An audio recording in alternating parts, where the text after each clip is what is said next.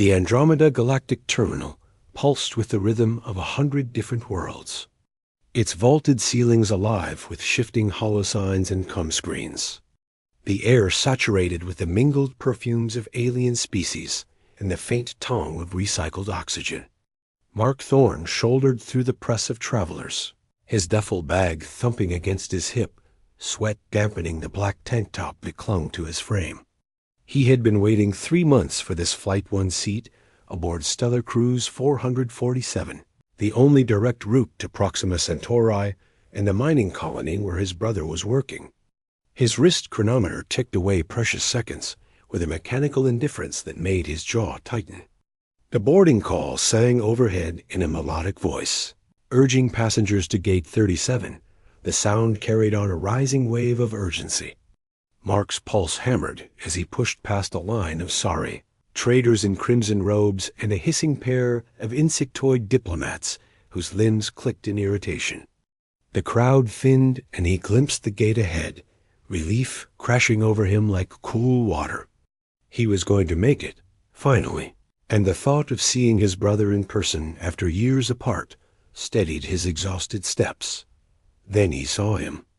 An elderly alien stood at the edge of the thoroughfare, his wrinkled blue skin folded like ancient parchment, his formal brown robe embroidered with golden vines that glimmered faintly under the station lights.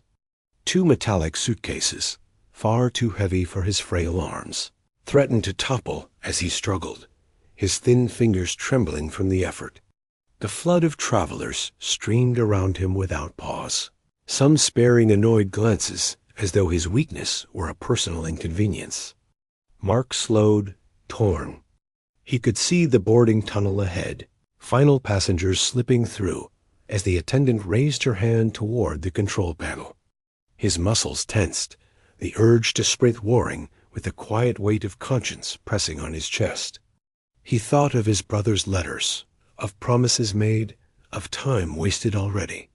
3 months waiting for this moment. 1 minute more would cost him everything.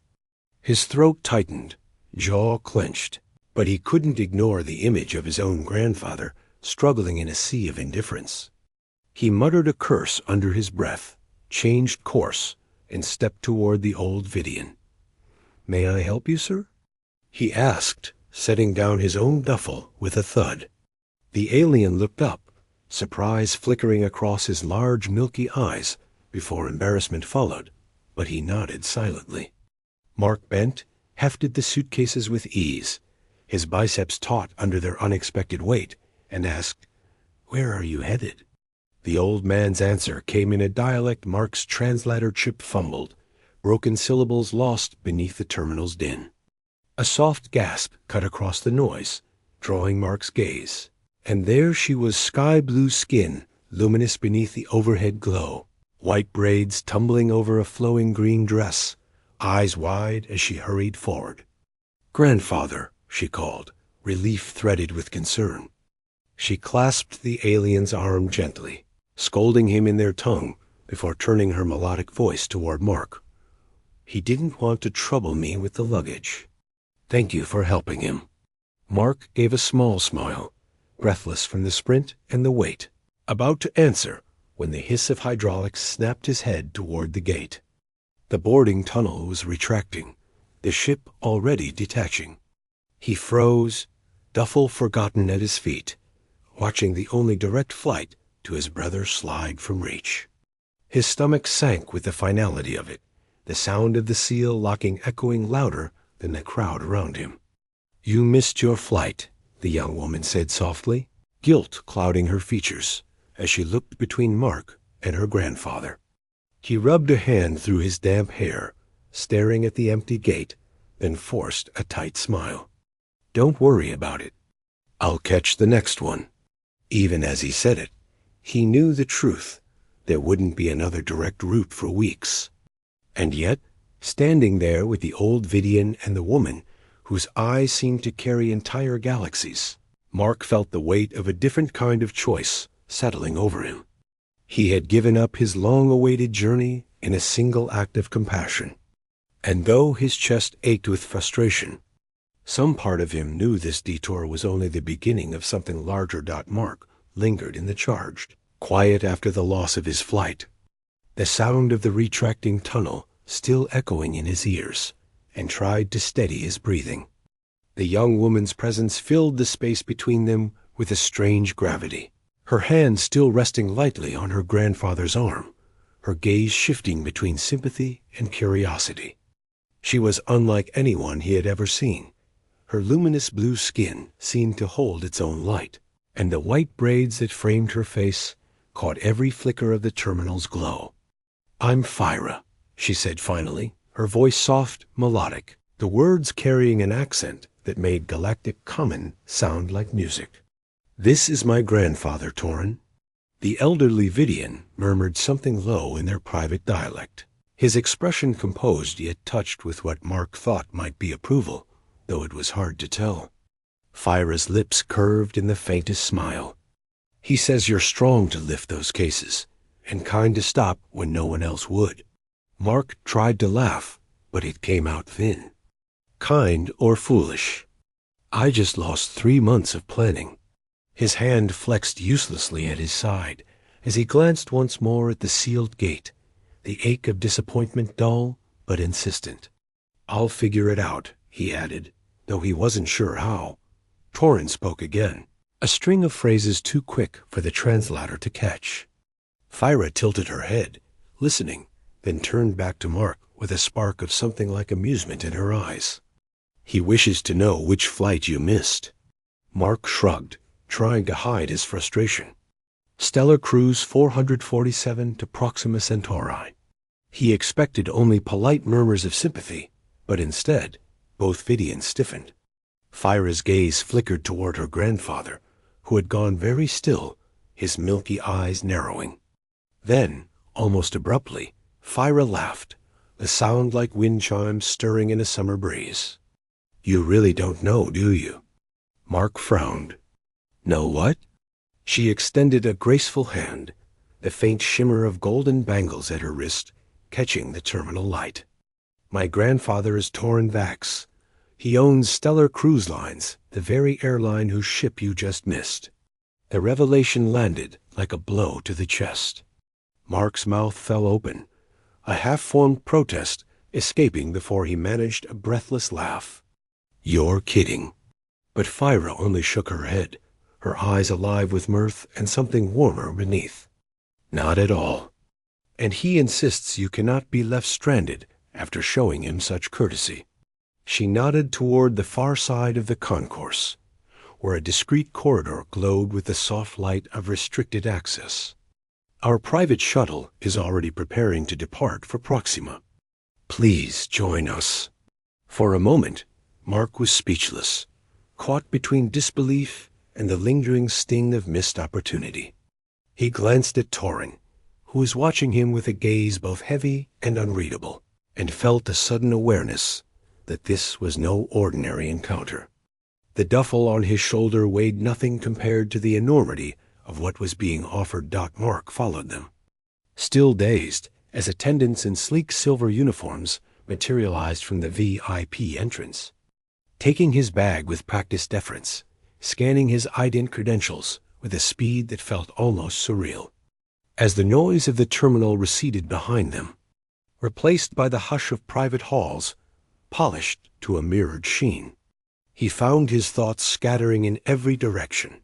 The brother he might yet reach, the strange fortune of helping an old man with suitcases, and the luminous figure of Phyra walking at his side, her braids swaying like strands of starlight.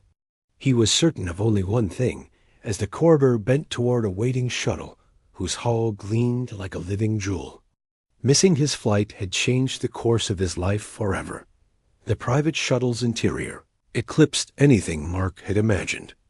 A sleek corridor leading into a dining hall where walls of curved glass offered an uninterrupted sweep of the cosmos. Stars burned like scattered embers against the velvet dark, and distant nebulae painted the void in colors no human artist could ever capture. Mark stood transfixed for a moment, the collar of a freshly tailored jacket brushing his neck.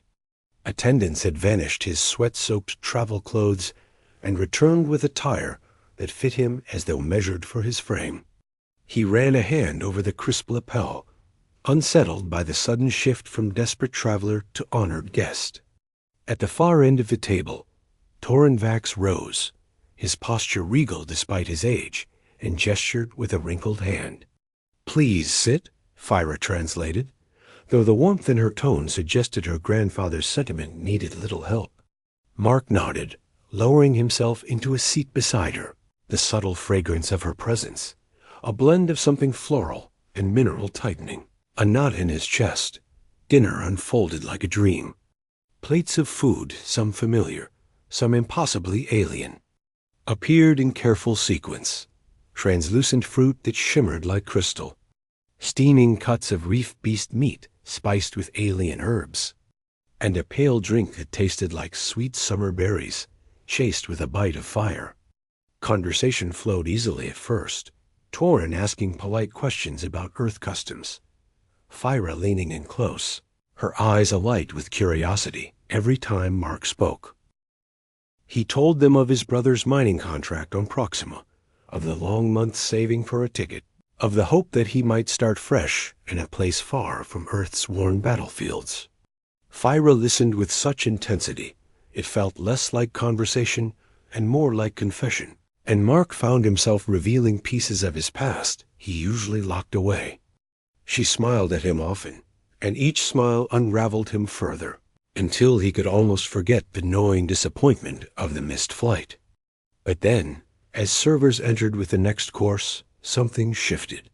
3 figures glided into the room with trays in hand, but Mark noticed a stiffness in their gait that hadn't been present before, a hesitation in their movements, like predators trying too hard to mimic prey. One set down a covered dish too deliberately, hand brushing too close to Torrin's datapad at the head of the table. Another positioned himself behind Torrin's empty chair with the precision of a soldier, not a servant. Mark's instincts, dulled by the warmth of wine and conversation, snapped awake with a jolt of clarity. His gaze narrowed, his muscles coiled. He had seen this posture before, just before an ambush. The moment stretched taut. Mark's hand shot across the table, fingers locking around the wrist of the server reaching for Torrin's datapad. "That's not yours," he said, his voice low but edged with steel. The disguise cracked instantly. The man's face twisted into a snarl as his free hand darted to his belt, producing a small metallic device that pulsed with lethal energy, a neural disruptor, outlawed in most civilized systems.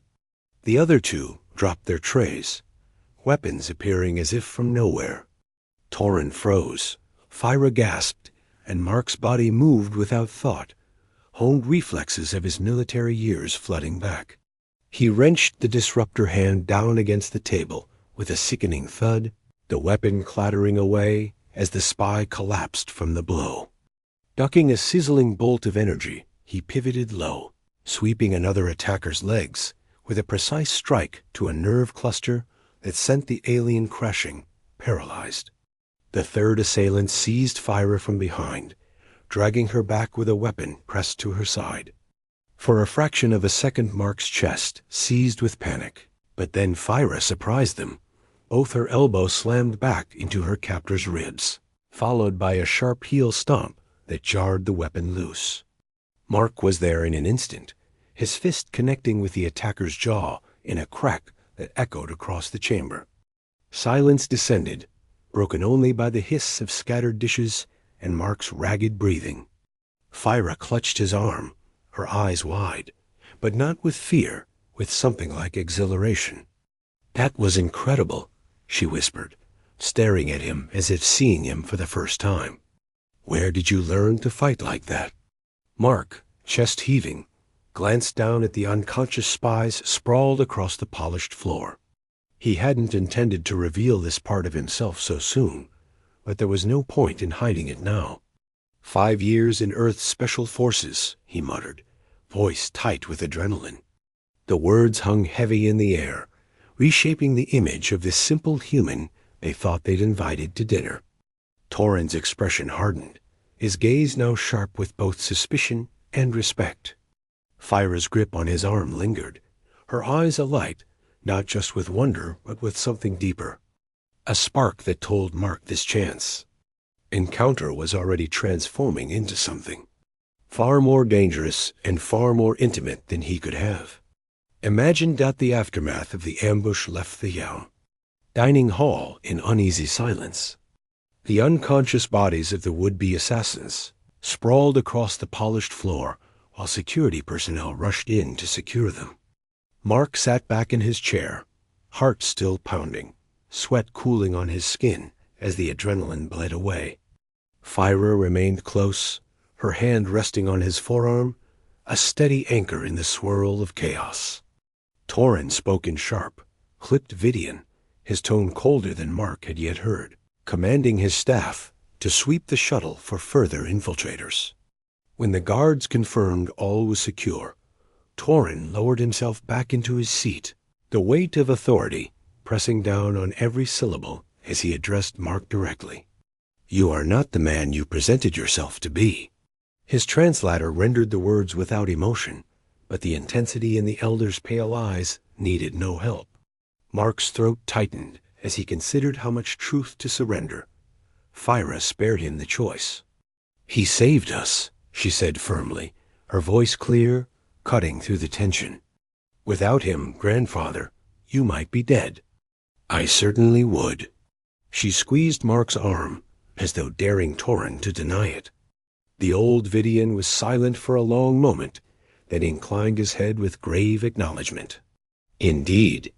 Which makes me wonder who you truly are, Captain Thorn." The title struck Mark like a physical blow, and he understood at once they had already begun digging into his past. And Torin Vax was not a man accustomed to ignorance about the people in his orbit. There was no hiding the truth now. Mark exhaled slowly, leaning forward, elbows on the table. "Earth Special Forces. Extraction and Protection Specialist. I walked away 3 years ago, after the Arcturus conflict." He met Torin's gaze evenly, unwilling to flinch. "I didn't want that life anymore." Torin absorbed the words in silence, his aged face unreadable. Fyra's eyes, by contrast, shone with something that looked like fascination. "So that's why you moved like that," she murmured. "I thought humans were fragile. But you—" She stopped herself, cheeks darkening a deeper blue, as though she'd revealed too much. Mark caught the slip, felt the heat in his own face, but before he could answer, one of the captured spies stirred. Security hauled him upright, forcing him to speak. Under pressure, the truth spilled quickly. They were agents of Drex Mining Corporation, acting under the orders of Director Krell, dispatched to steal Torin's negotiation data, and failing that, eliminate him before the talks began. The name Drex was a fist in Mark's stomach.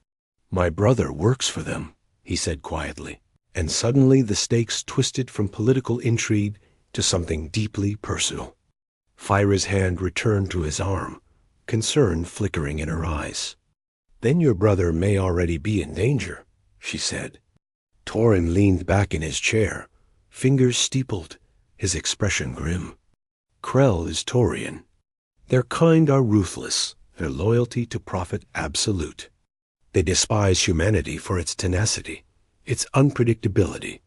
I expected resistance to our reforms, but not this level of hostility."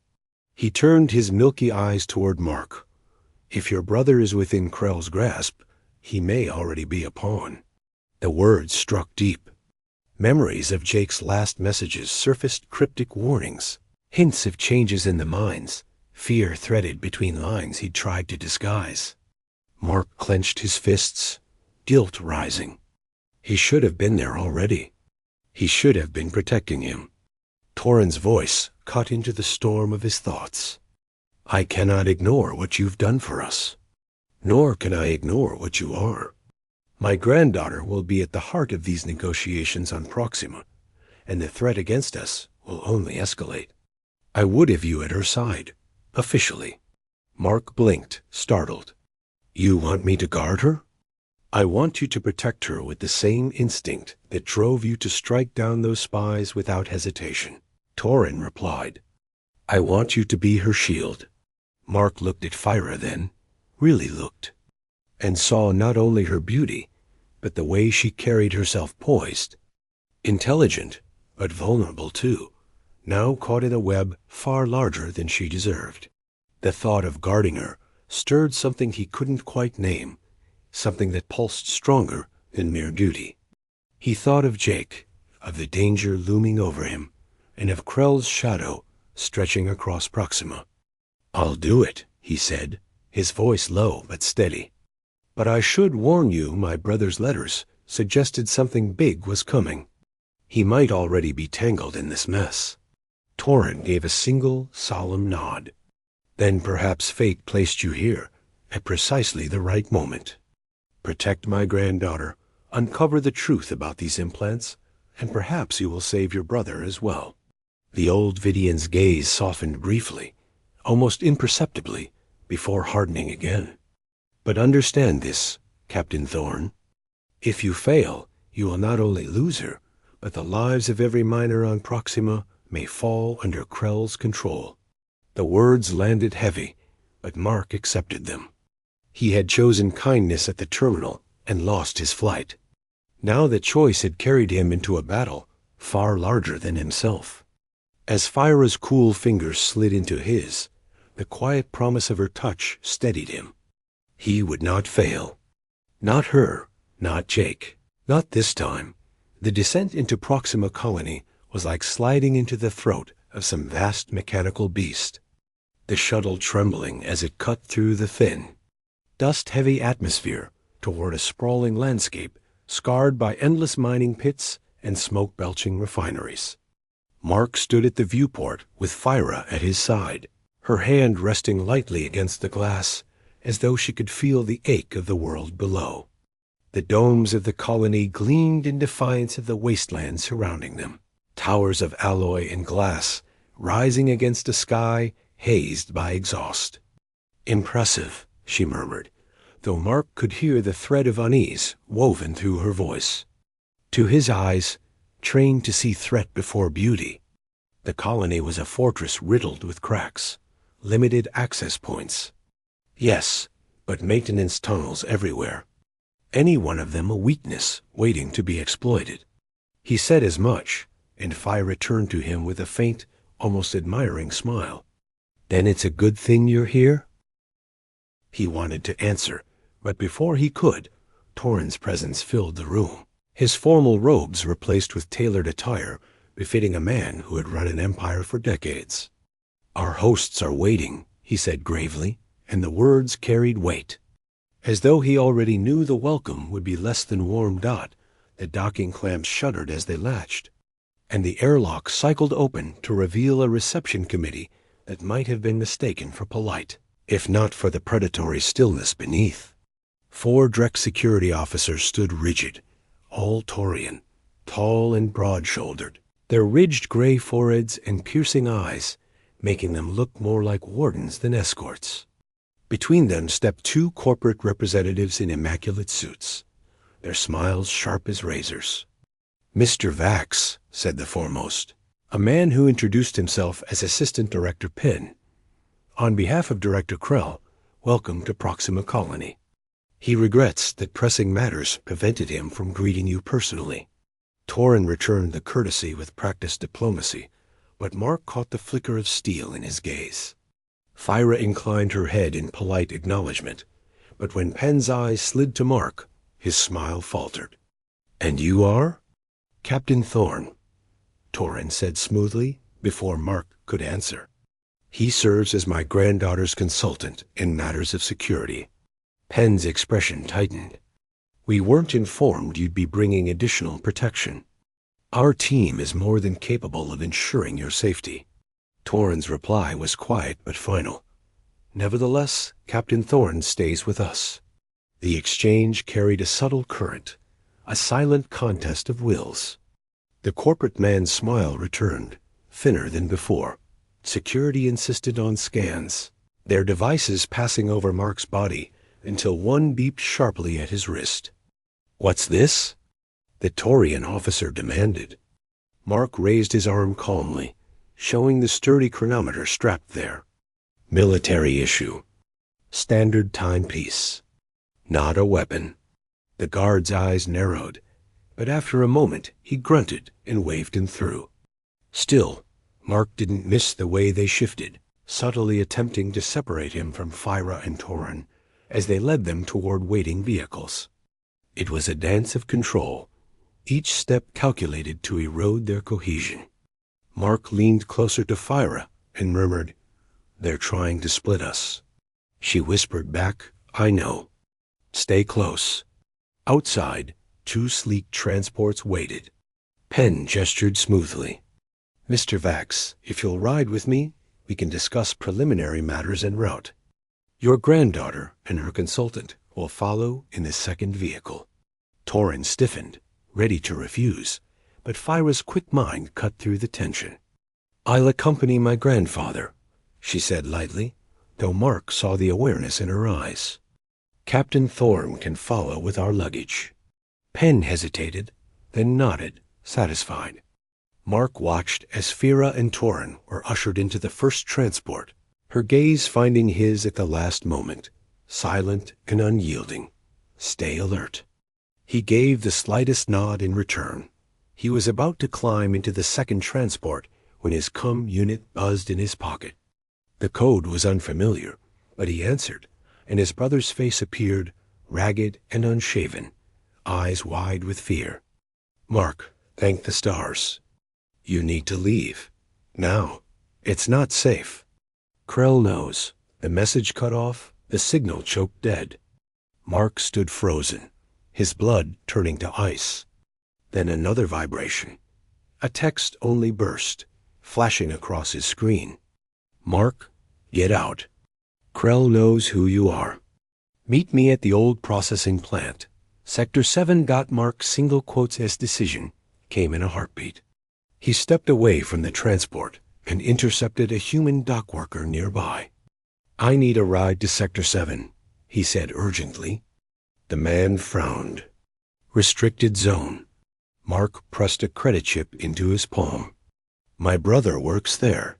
The dock worker studied him a moment, then pocketed the chip with a curt nod. "Follow me." As they slipped away into the haze of the colony, Mark sent one last encrypted message to Phyra's personal comm. Change of plans. Meeting Jake. Something's wrong. Be on guard. I'll find you. The word sent, he stared at the dust-streaked horizon where the skeletal silhouette of Sector 7 loomed. His brother was out there, tangled in something dark, and so were the people he'd just sworn to protect. The weight of duty pressed down on him like a second gravity, but beneath it burned a fire he hadn't felt in years. If Krell thought he could make a pawn of him, he was about to learn what humans did when cornered. The old processing plant at Sector 7 loomed like a rusted carcass against Proxima's blood-red horizon. Its towers broken and bent, conveyor belts stilled long ago. Yet the air around it thrummed with unease. Mark disembarked from the dockworker's battered hauler and pulled his duffel strap tighter across his shoulder, eyes scanning every shadow with soldier's caution. The man who had driven him refused to cross the outer fence, muttering about special projects and vanishing quickly into the haze, leaving Mark alone. He circled the plant, noting entry points, the scuffed tracks of recent activity that betrayed its supposed abandonment. At a side door half buried in debris, he bypassed the simple lock with old tricks drilled into muscle memory and stepped into the gloom. Emergency lights painted the walls in sickly red, machines loomed like skeletons of giants, and every echo of his boots sounded too loud. He moved deeper, calling softly, "Jake?" No answer, only the metallic smell of oil, and something darker, the sharp tongue of blood. He found it smeared on the floor near a smashed comm unit, alongside scuff marks that spoke of struggle. His pulse tightened. "Jake, where the hell are you?" A sound stirred from behind a rusted ore separator. Knife in hand, Mark approached only to see a figure stumble into view. A human woman in battered mining coveralls, her face bruised, one eye swollen shut. "You, Mark?" she rasped. He lowered the blade instantly, catching her before she collapsed. "Where's Jake?" Her lips twisted in pain. "Krell's men took him. I'm Sarah. I worked with him. We're the Resistance." She pressed a data chip into his hand. "He pulled this before they caught him. Plans. Krell's going to frame Torin Vax, say he hired you to sabotage Drex. They've got doctored footage already." Mark's stomach lurched, the bitter taste of betrayal rising. Sarah's voice dropped to a whisper. "And the implants, they're not just about productivity. They control the miners, Mark. Neural chains, slavery." Rage surged, cold and sharp. He pocketed the chip and helped Sarah toward an access tunnel. She shook her head, refusing his arm. "Go. I can make it to a safe house." "But your brother's alive." "Detention wing, corporate HQ. Krell wants him studied. He resisted the implant. That's why they're afraid." She melted back into the shadows, leaving Mark with only her words and the chip burning in his pocket. He pulled on a stolen mining jacket from a locker, grabbed a plasma cutter from a toolkit, and forced himself into the maintenance tunnels that spiderwebbed toward the colony's central complex. The farther he went, the more the world pressed down, air thick with lubricant and heat, walls sweating condensation, the tunnels alive with distant hums of machinery. His cum flickered once with a weak signal, enough to show Fyra's unanswered messages and allow him to send a desperate burst. Jake captured. Evidence on Krell. Implants equals control network. Get out of HQ if you can. I'll find you. Then silence again, cum strangled by Drex jammers. Mark pushed faster, every step dragging him deeper into a nightmare. The checkpoint came without warning. 3 armored guards blocked the tunnel. He tried the stolen ident card, but suspicion was already in their eyes. "Faceplate up," one barked. Mark feigned compliance, then exploded into motion elbow, shattering one guard's throat. Plasma cutter slashing through the second's weapon, a brutal knee dropping the third. But not before the alarm screamed, lights strobing, klaxons echoing through the metal bones of the facility. Mark sprinted deeper, knowing subtlety was gone, replaced with raw survival. Minutes later, he was dragged into a sterile white chamber, wrists bound to a medical chair, his head pounding from the blow of a rifle butt. Monitors blinked around him, tables gleamed with surgical precision. And then he entered Director Krell, tall and gray-skinned, ridged forehead gleaming under the lights, 4 short horns crowning his skull like symbols of arrogance. His smile was cold as a blade. "Captain Mark Thorne," he purred, "your reputation precedes you. I should thank you. You've delivered yourself to me." Mark spat blood onto the floor. "Where's my brother? Where are Torin and Fyra?" Krell paced like a predator. "Detention. Alive for now. You, however, are special. Decorated human soldier, trained, resilient. The perfect test subject for my next-generation neural implant. With you, I'll demonstrate its power to Mr. Vax. Imagine his horror as his human pet assassinates him on command." A technician wheeled forward a tray, and Mark's stomach clenched at the sight of the sleek device smaller, sharper than the crude implants he had glimpsed. The restraints cut into his arms as he fought them, muscles straining, rage boiling. "You won't get away with this," he snarled. Krell leaned close, his breath cold. "I already have, dozens of times. Humans are so very easy to control. Your brother resisted curious anomaly, but you'll break. And through you, the Vax legacy will end." He gestured to the technician, and the device was raised toward Mark's temple. He locked eyes with the door, as though sheer will might summon salvation. And then it opened. Fyra and Torin were forced in at gunpoint, guards flanking them. Fyra's eyes widened in horror at the sight of Mark strapped to the chair. "What are you doing to him?"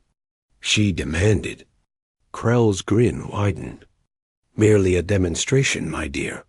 You will watch as your protector becomes my puppet. Then you will understand that resistance is futile." Mark fought the restraints, his gaze burning into Fyra's wordless, trying to convey everything: his love, his promise, his refusal to break. She stumbled forward under a guard shove, tears welling, and bent close as if to whisper goodbye. Instead, her cool lips pressed fiercely to his, and something small and metallic slipped into his palm. A key. Her voice trembled, but held steel. "I love you. Don't let this be the end." The technician advanced again, but before he could attach the implant, alarms screamed anew, red lights flooding the chamber. Over the intercom, panic. "Sir? The miners' breach in the lower levels. They're armed. Resistance forces." Krell spun, fury twisting his ridged features. "Impossible. The implants, not all of them," came a new voice from the doorway. Jake Thorne stood bruised but alive, flanked by Sarah and a dozen ragged but armed miners. Mark's heart surged as he twisted the key in his restraint, snapping one arm free. He launched himself forward, slamming the technician into the console, seizing the implant device. The guards turned, but were met by resistance fire. Torin, surprisingly strong, rammed one with his shoulder, while Fyra drove her heel into another's knee. Mark stood free at last, implant in one hand, fury in his eyes as he closed the distance to Krell. "You wanted a demonstration?" He growled, shoving the device against the Taurian's neck, the hiss of metal biting flesh. "Then watch what happens when humans fight back."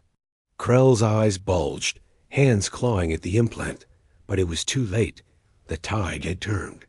And for the first time since he'd missed his flight at Gate 37, Mark felt the strange, terrifying certainty that maybe, just maybe, fate had put him exactly where he needed to be.